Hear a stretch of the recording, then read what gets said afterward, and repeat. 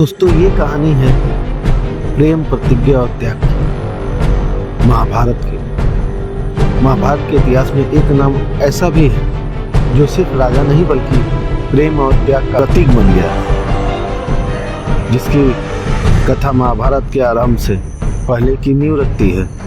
ये थे हस्तिनापुर के राजा शांतनु।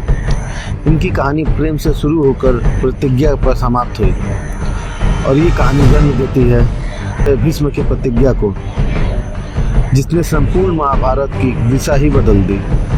शांतनु और गंगा का मिलन।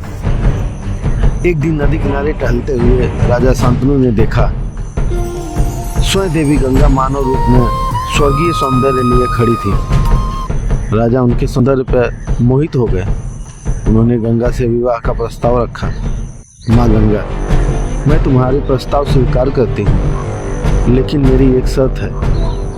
आप कभी मेरे किए कार्य में प्रश्न नहीं करेंगे, ना मुझे रोकेंगे, ना मुझसे पूछेंगे।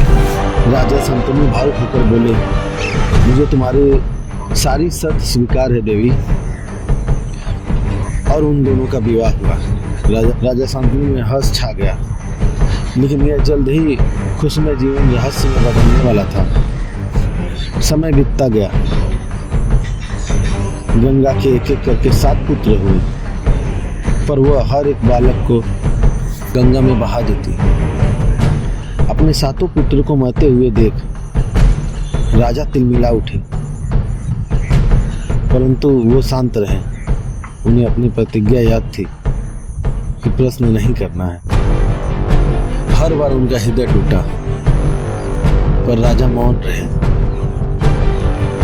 राजा का प्रेम गहरा था, पर रहस्य और भी गहरा।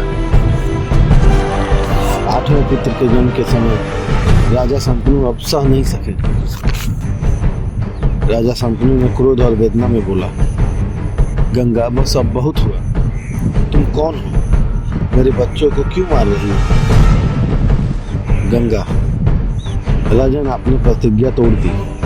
अब समय आ गया है कि मैं सब सत्य बताऊं। ये सभी देवता गंधर्वों के वंशज थे, जिन्हें एक श्राप के कारण मृत्यु लोक में जन्म लेना था। इनका जन्म में लीन होना इनकी मुक्ति थी, और ये 8वां पुत्र जीवित रहेगा, क्योंकि इसका भाग्य महान है। यही होगा देवव्रत, जो आगे चल के भीष्म के नाम से जाना जाएगा। इतना कहकर देवी गंगा शिशु को लेकर आकाश मार्ग में विलीन हो गई।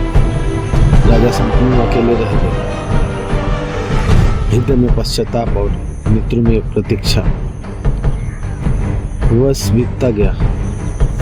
एक दिन उन्होंने देखा वही देवी गंगा और उनके साथ में युवा देवव्रत खड़े थे। माँ गंगा ने बोला, राजन, यही आपका पुत्र है देवव्रत, शास्त्रों में निपुण और धर्म में अटल। आज से ये आपके साथ रहेगा। राजा शांतनु की आंखें भर आई। उनका पुत्र लौट आया था। हस्तिनापुर का भविष्य फिर से चमक उठा।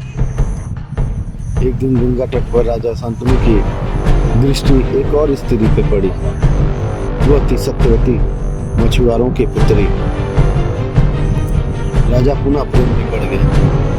वह सत्यवती के पिता ने कहा, मेरी पुत्री का पुत्र ही हस्तिनापुर का उत्तराधिकारी बनेगा, तो ही मैं विवाह का आज्ञा दूंगा। राजा मौन रहे, क्योंकि उनका उत्तराधिकारी पहले से ही था। जब यह बात भीष्म को पता चला, तो वो अपने पिता की खुशी के लिए एक बहुत ही कठिन प्रतिज्ञा ली। मैं माता गंगा का पुत्र अपनी माता की पवित्रता की शपथ लेता हूँ, आजीवन ब्रह्मचर्य का निर्वाह करूंगा। कि जब भीष्म यह प्रतिज्ञा लिए तो धरती कांप उठी, बादल गरज उठा, तेज आंधी और तूफान चलने लगे, आकाश में बिजली चमकने लगी। भारतवर्ष के इतिहास में अब तक कोई भी ऐसा प्रतिज्ञा नहीं लिया था। पिता के प्रति प्रेम और स्नेह देख राजा शांतनु ने उन्हें इच्छा मृत्यु का वरदान दिया। राजा शांतनु की कथा हमें सिखाती है, प्रेम में त्याग है और कर्तव्य में बलिदान। दोस्तों, अगर ये कथा आपको अच्छी लगी तो अपने दोस्तों के साथ शेयर करें और हमारे चैनल को सब्सक्राइब करें।